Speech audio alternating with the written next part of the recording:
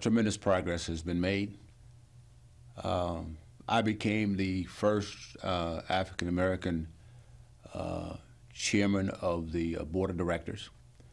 And you look at, in 2010, we're getting ready to celebrate our 125th year anniversary. So up to the year that I became the chairman of the board, and guys should know that. I should know that year. But I'm going to say that was probably 96, 97. There had never been a chairman. And shortly after I became the chairman, I recruited a member of the board, a person by the name of Elijah Brewer, Dr. Elijah Brewer now, joined him, and I had to twist his arm a little bit. And then within, I think, 2 terms, 2 years, 4 years, he became the second African-American chairman of the board. So in a very short period of time, we went from having 0 to having African-Americans serve, 2 out of the 3 terms for the chair. So that was significant. And as a result of, Elijah and myself serving in that capacity, we also were able to recruit other board members, African-American board members. And as we told the story to them about the impact that the YMCA was having on African-American kids throughout the community, and one thing that was most impressive is that the Y had and still continue to have a fee assistance program where no one gets denied the opportunity to participate in the various programs that they have because of their inability to pay. And that budget has grown, pretty significantly over the years, and that's been huge. So I know for a lot of the African American kids that could not pay their way, the Y has worked hard to ensure that they get an opportunity to participate in all of the rich programs that they have there at the Y. So that's been very positive. And the other thing is that, and I can't overemphasize this, is that I've met so many, whites that have similar views and, are doing everything that they can possibly do to help. Where kids that, start off at a disadvantage, but at the same time realize the importance of giving them exposure, giving them opportunity to participate in the various programs at the Y. And many of these people that I've met, some years ago, we continue to be, great friends today. And not only are we involved in the Y, but we're involved with the Cherry Scholarship, we're involved with the Justin Wynn, we're involved with FAM. So I've been able to recruit them from not, maybe we started off at the Y, but because of their tremendous love and commitment to the Evanston community, I've gotten them involved with other organizations, and they've gotten me involved with other organizations. So it's been just a win-win across the board. I would say that if you look at the Evanston community, the Y probably touches 75 to 80% of the households in Evanston directly or indirectly, and that's huge. And we like to say and believe that the Y is kind of like Evanston. It is a very diverse group of people from all walks of life, all social, economic, all ethnicity, and it's kind of like the world. We got a little bit of everything, and I think that's beautiful. And I think that it's great that kids can be brought up and exposed to that kind of environment. We are at the point where, believe it or not, I was like the last generation. If the Y closed in '68, Well, that's 41 years ago. So if you are, under 41 years old, you don't know anything about the Emerson Street Y. So, but for my generation, and many of the people, ahead of me, unfortunately, many of those people have moved on to glory and are no longer with us. But I had an opportunity to meet with some of those people and talk to those people and just share stories about what the Y meant to them and share stories with them on what's happening at the Y today. And I remember meeting with Mr. Alan Bo Price, a guy who had just a tremendous impact on the African American community. Was a tremendous leader, a great role model. And I met with Vet Johnson and Ladd Freeman and some others, and they used to tell me about the stories of the Emerson Street Y. And I met with them and said, hey, we're going to be having a board meeting at the Grove Street Y, and I'd like for you guys to come down and tell your stories. And they all said, we'd love to do that. And I had convinced them, had gotten their commitments, all of them were going to come. But unfortunately, only one showed up. On the night of the meeting, only Mr. Alan Bo Price showed up.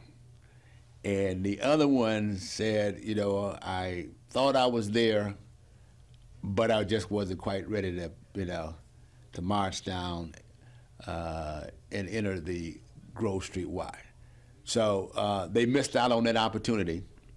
But guys like Bo Price said afterwards, he really appreciated the opportunity to share with the white community, the white board members at the McGaw YMCA, what the Emerson Street YMCA meant to him and all of his family and his friends.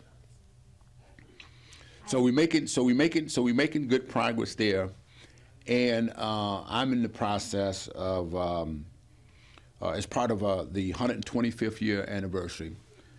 There will be an event to revisit the Emerson Street Y, to tell those what we call those untold stories about the Emerson Street Y and what it meant to the African American community. And I recruited some members of the Emerson community that grew up with me to be a part of what I think could be a very, very special event in terms of going back, healing, and telling that story that has been telling the untold story about the Emerson Street YMCA. So I think again we made tremendous progress, and as I witnessed Obama being elected the president of these United States, and how all of the people from all walks of life were able to come together for a common cause, okay, and not because of the color of his skin, but because of his agenda.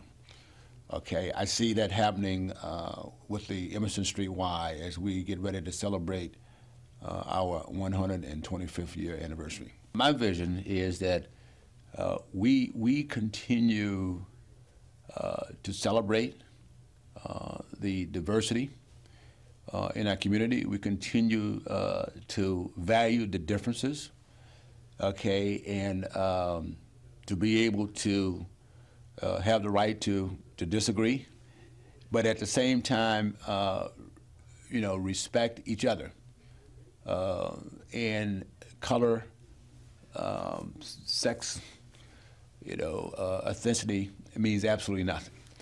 I've seen the tremendous progress that that we're making at the McGaw YMCA, and as a FAM basketball coach with kids again from all different backgrounds, socioeconomic backgrounds, and so forth, I see the tremendous power that when you can bring people together and value their differences, respect their differences, but all strive for a common goal, it is just an awesome thing. And I see that happening at the YMCA every day.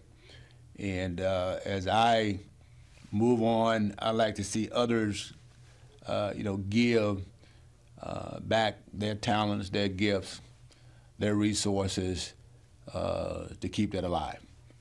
And I just think it's a wonderful thing when that happens. The McGaw YMCA is the way the world should be. It's just a great place for